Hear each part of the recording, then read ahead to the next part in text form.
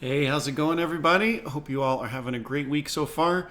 I just got back from a really fun week out on the jazz cruise, which was pretty amazing. Just spent a week playing a bunch of gigs with some of the best musicians out there and just hanging out and, you know, having a good time. So nice to be back, though. And I figured I would kick off this week, the next couple weeks, looking at one of my favorite tunes and one of the all-time classic standards, Embraceable You. This was the tune I think that kind of unlocked a lot of like the Barry Harris stuff for me. If you listen to the version he recorded on his album Breaking It Up, it's an incredibly gorgeous recording, and I think somehow because I knew this tune so well, when I heard kind of what he was up to on it, for me it made me kind of something clicked in my brain, and I kind of realized a little bit of what he was up to. So we'll play it, we'll talk it through, we'll get to some Barryisms, and also just talk about, there's a lot of harmonic stuff we can look at here. So let's play it first.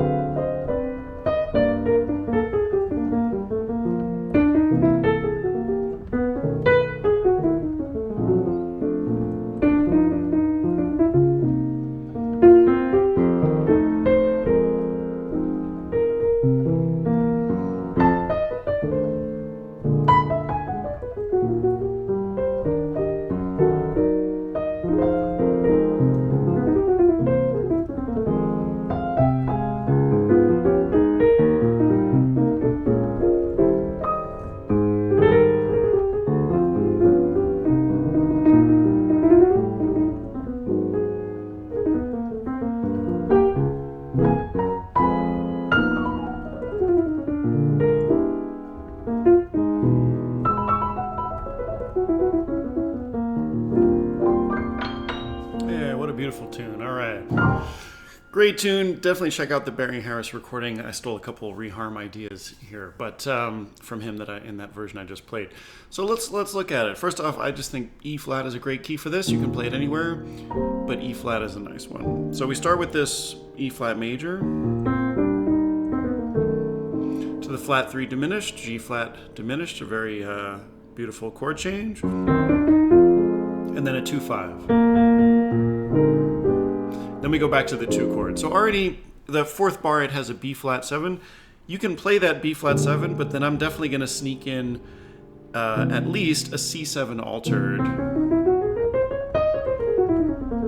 to bring us back to our F minor 7, right? Because we're kind of just going F minor, coming back to F minor. So we could play B flat and then go to C7 altered. You could also skip the B flat entirely and go right from F minor to like a G half diminished, and then C7 altered. So that's a nice sort of hipper way to do it. Then we have this beautiful chord change to A flat major or minor 6, the 4 minor. You could also play that as a D flat 7. You see that a lot. So kind of the more old school way to play it would be the 4 minor, A flat minor 6. A slightly more modern way to play it would be D flat 7, which is basically the same chord, but with a D flat in the root. Both of them are going to sound great. Then we have our 2-5 to C minor.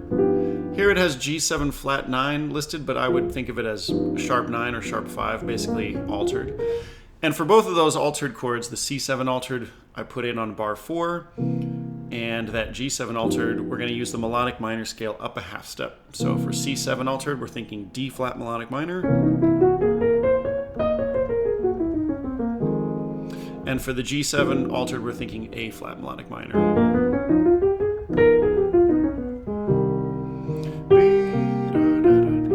Now same thing here, A half diminished to D7 altered. We're going to think E flat melodic minor. And you can see I'm just setting it up with my root 3rd and 7th in the left hand.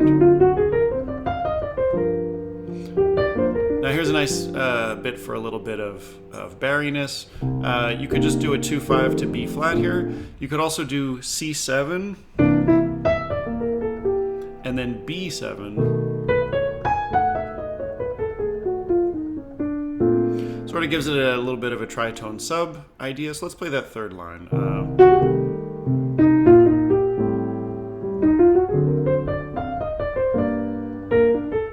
So here's C7 and B7. Nice one, nice change there. Now here it says G minor 7, but the melody is E flat there.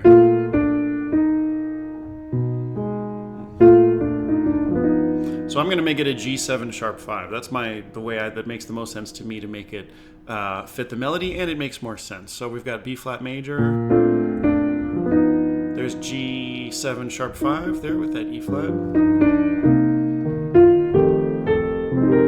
And here's a very sort of typical but also interesting reharm where that I'm pretty sure Barry plays here. So we get to that F minor 7 there on the 4th bar, and you could just go 2-5,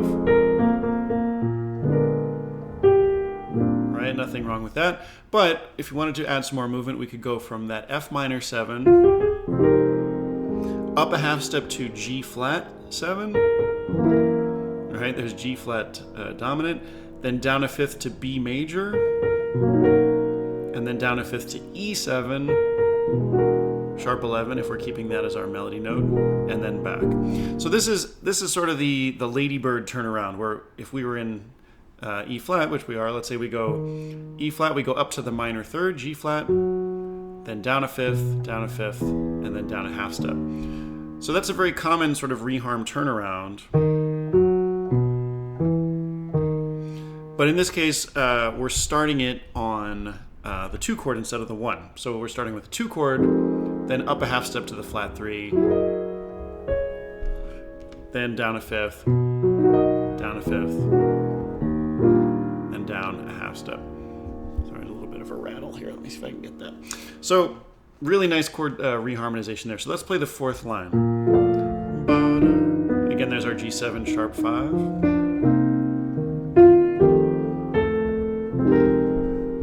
Up a half step, down a 5th, B major, and then, sorry, that rattle keeps coming back.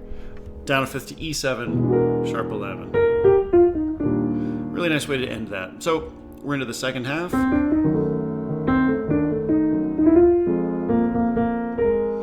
Again, here instead of that B flat 7, I'm going to do a 2-5 back to F minor. So G half diminished, and then C7 altered with D flat melodic minor. And anytime we have these melodic minor scales, those just make for great runs. Like here I'm just literally going up that scale.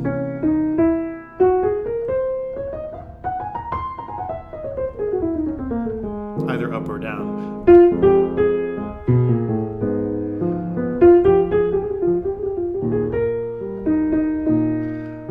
have a 2-5 to A flat major. Nice chance for a tritone sub here as well. So let's do B flat minor 7, and then we're gonna play E flat 7, but in the right hand we're gonna do its tritone sub, which would be A7.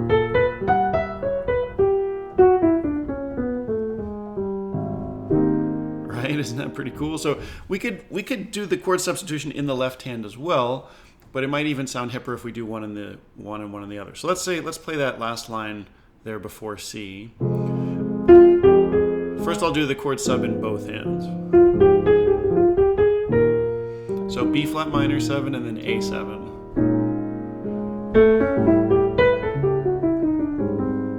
So that sounds very nice, right? Just chromatic movement, B flat to A flat.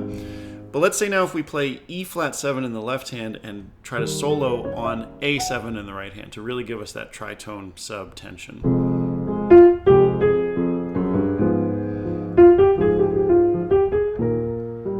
So here's B flat minor and A in the right hand. Ooh, that sounds so pretty. And you'll hear, if you listen to the Barry recording of this, he does that tritone stuff so much in this tune. It's so beautiful. G7 altered. Again, A flat melodic minor. You can make a run just going up the scale.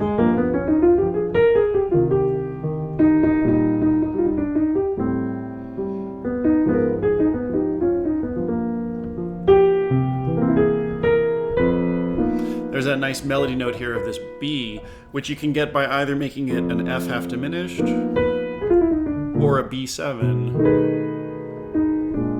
Either one will work.